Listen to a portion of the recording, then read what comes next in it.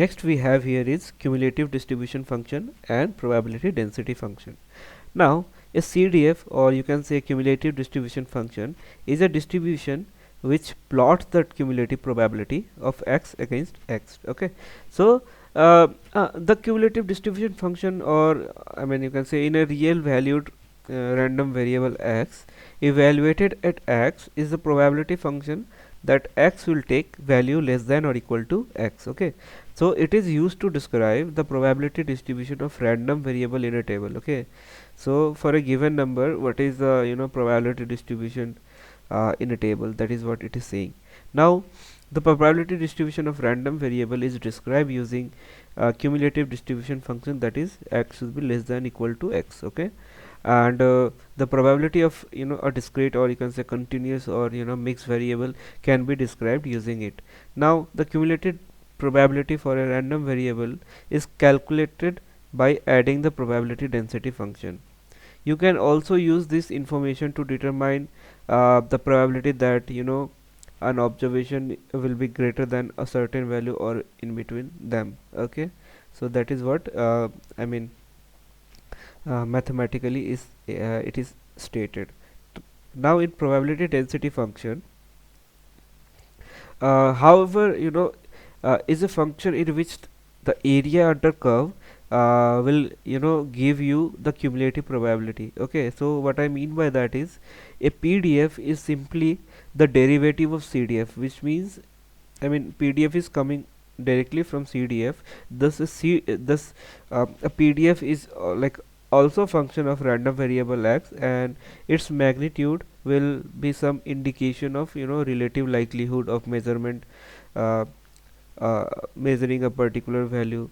So as it as it has slope of CDF, as you can see this one, a PDF must be a positive. There is no negative odd for any event. Okay, that is the main thing you have to remember about PDF. Now we use this particular function in the case of continuous random variable. Okay, for discrete random variable, we use the probability mass function, which is analogous to the probability distribution function. Now if we see the graph of probability density function is in the form of bell curve, so it's like a bell, so that's why it is uh, named as bell curve. So the area that lies in between the two specified value given in the probability, that is a and b, so that gives the probability of outcome of the designated observation. Okay, so we solve the integral of this function to determine the probabilities associated with a continuous random variable. So we'll do a detailed analysis of PDF and using a code. So let's see that. So before we jump there, let's see this example, this particular example. So basically, say we have a continuous random variable whose probability density function is given by f of x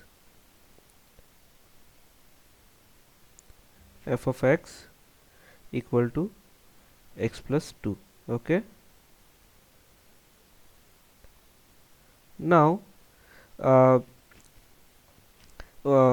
and you also have to give the condition. Okay, so when 0 less than x and less than equal to 2, that is given us. Okay, that is you can see here. Now let's say you want to find out what will be the probability of let's say this one, probability of x, okay,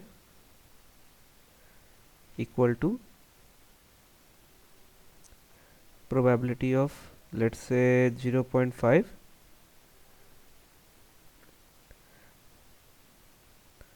I don't have pencil, so for that, so probability of it will be 0.5. Okay, and it should be less than x and less than 1. Okay, so if we integrate these particular function, with x plus 2, that is this one, what it will become? It will become that we have to use this limit, but first of all we have to use this limit. So limit should be 0.5 less than 1, okay, and that particular will give us 1.375, okay. So if we solve this, it will give us 1.375 value. So the probability, that is the continuous random value variable, you will be able to see that it lies between um, 0.5 and 1 is 1.375. That is the probability that you are getting, okay.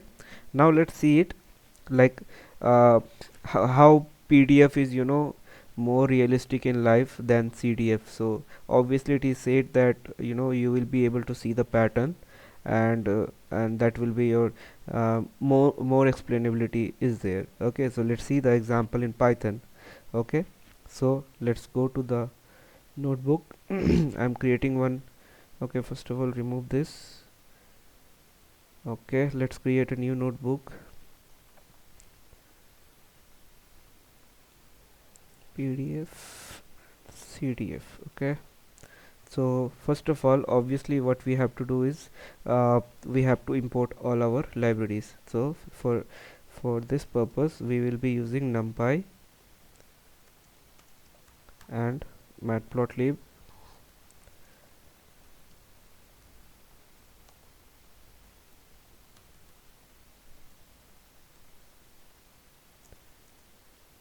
and then Cboard. So now we will be let's say we will be using 1 lakh sample for our normal distribution, okay, and the standard deviation we are interested in 1 2 3, and we'll see that how it look like, okay. So let's say sample 1 equal to np dot random dot normal, because we want normal distribution. So I want from 20 to 1 lakh data point from one value at a time, okay. Now let's copy and paste.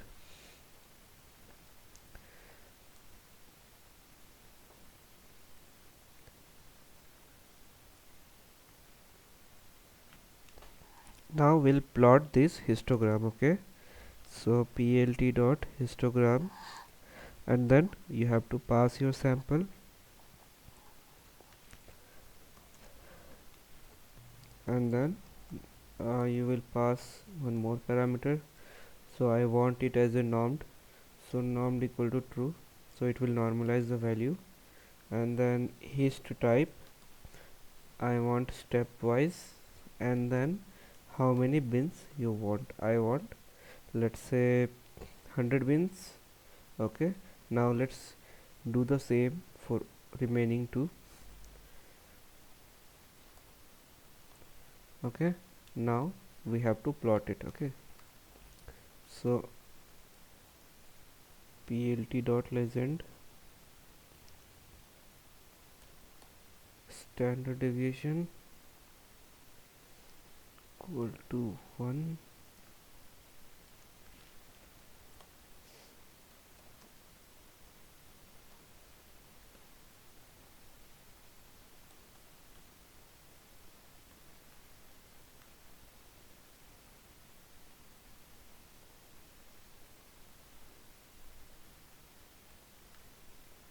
I want to give limit on the y-axis, that is from 0.01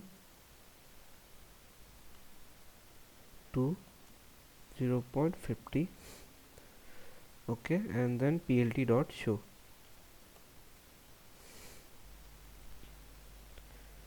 okay.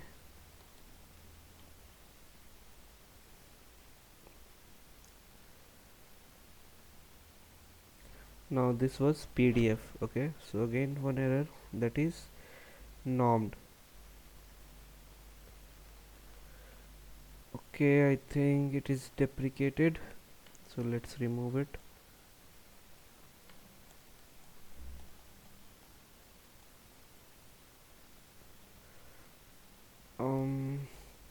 Okay, normed has been replaced with uh, density, so we'll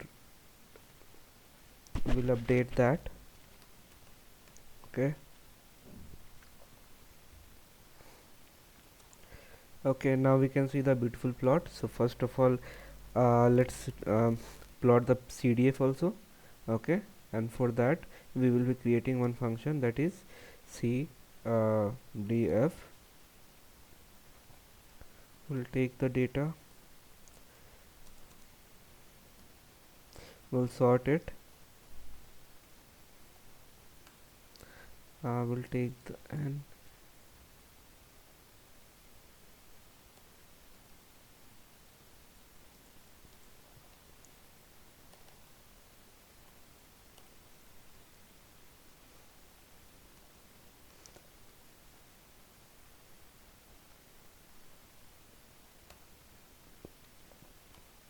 and this is how we apply CDF function, return x plus y, sorry, x comma y.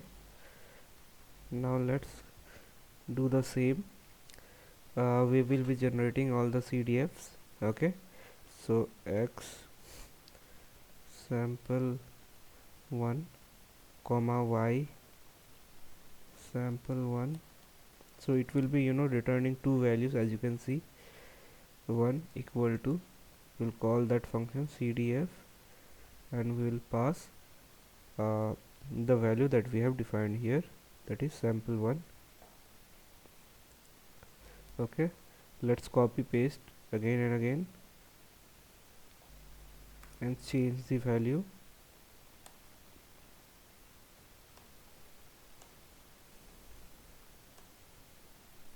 Okay, now what we will do, we'll plot it.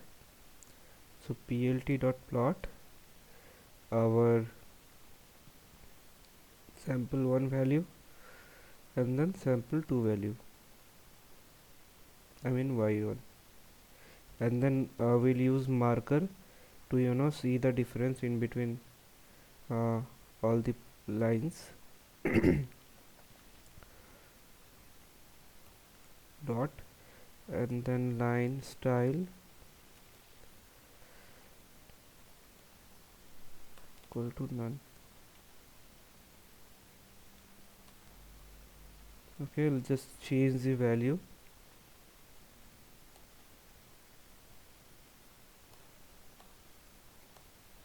Okay, so we are done. We just have to do plt dot plot. Okay, now you can see the output.